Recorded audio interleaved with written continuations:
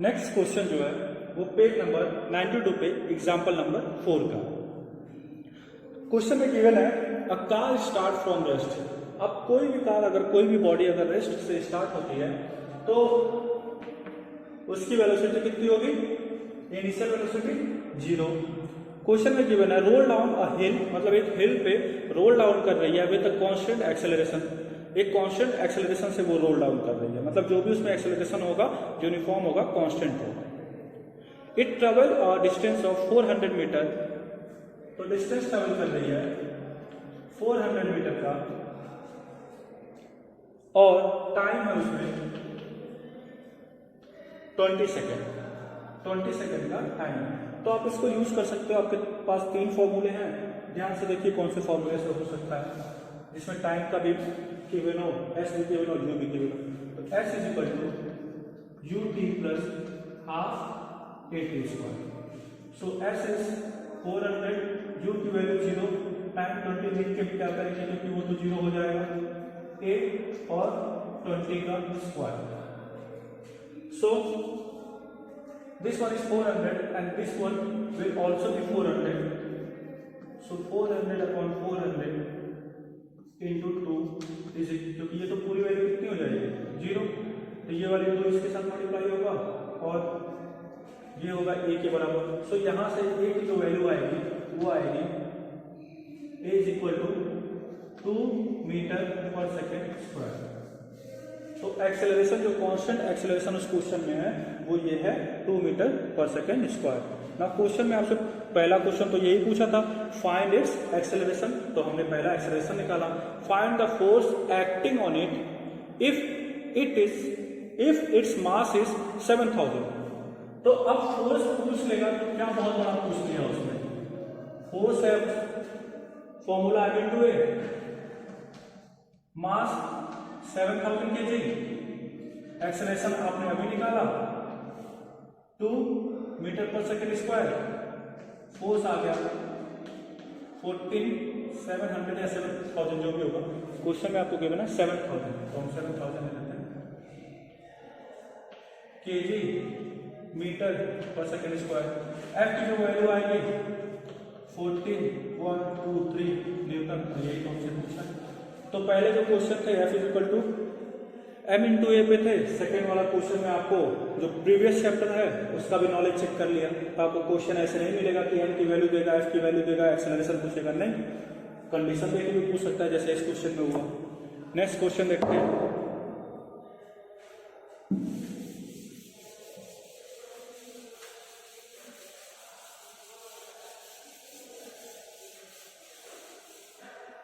Next जो question है, पहला क्वेश्चन बहुत ही आसान, मास दिया हुआ, सॉरी मास पूछ रहा है फोर्स देके और एक्सेलरेशन देके, ठीक है। सेकंड क्वेश्चन भी सेम है, थर्ड फोर्थ, ठीक है। मतलब अब सारे के सारे क्वेश्चन आपके putting the value getting the answer है, क्योंकि पहले मैंने एक फोर्स पे रख के क्वेश्चन कर दिया, मास और मास की वैल्यू दी, एक्सेलरेशन की वैल्यू, फोर्स पूछ लिया। अब फोर्स दे देगा, एक्सेलरेशन देके मास पूछ लेगा। अगले में आपसे क्या कर सकता है, मतलब कोई 2 वैल्यू देके एक वैल्यू आपसे पूछ लेगा। एक इंपॉर्टेंट जो टॉपिक छूटा है पीछे का वो ये है कि ये देखना था कि हम फोर्स को रिप्रेजेंट कैसे करते हैं in the form of vector. तो वेक्टर और स्केलर क्या है ये मैंने आपको प्रीवियस लेक्चर या लास्ट जो हमने लेक्चर खत्म किया था, नहीं सॉरी फर्स्ट चैप्टर में मैंने आपको वेक्टर के बारे में बताया।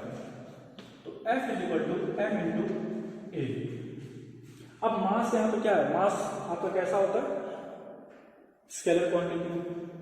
तो ये क्या हुआ, स्केलर क्वांटिटी। और एक्सेलरेशन कैसा होता है, वेक्टर क्वांटिटी। सो जो फोर्स क्या है, एक स्केलर और एक वेक्टर का मल्टीपल है, यानी मल्टीप्लिकेशन है, यानी प्रोडक्ट है। तो जो फोर्स भी होगा वो भी कैसा होगा, वेक्टर।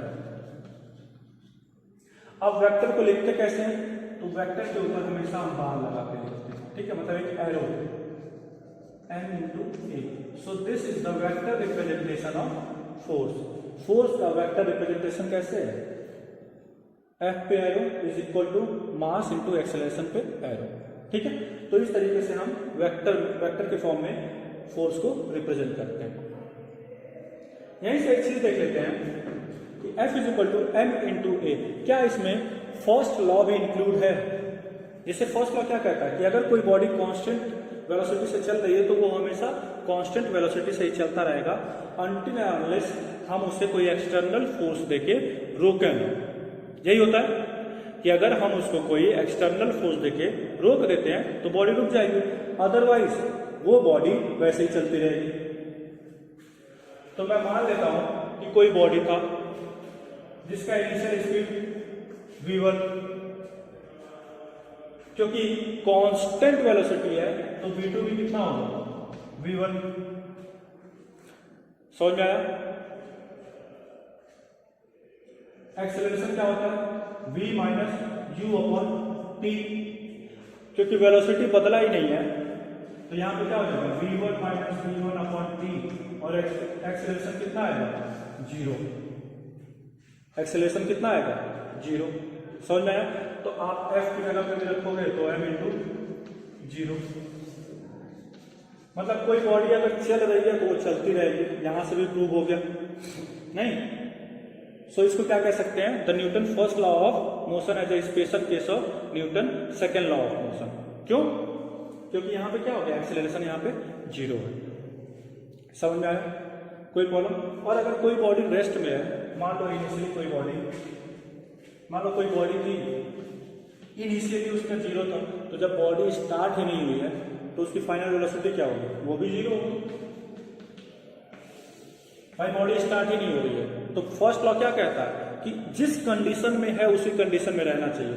तो जब बॉडी स्टार्ट ही नहीं हुई, आज परसों नरसों 10 साल बाद, बिलियन साल बाद आओगे तो बॉडी क्या रहेगी? स्टार्ट ही नहीं हो तो स्टार्ट ही नहीं रहेगी तो फिर इसमें कोई एक्सेलरेशन नहीं होगा। एक्सेलरेशन नहीं होगा तो फोर्स क्या होगा? 0 होगा। यही तो कहता है फर्स्ट लॉ। क्लियर है?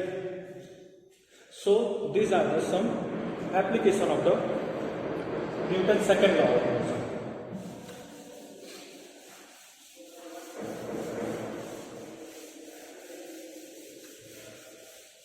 तो अगर आपसे कभी भी पूछे कि बताइए क्या न्यूटन के सेकेंड लॉ में अगर हम फर्स्ट लॉ को देखें तो वो मिलेगा?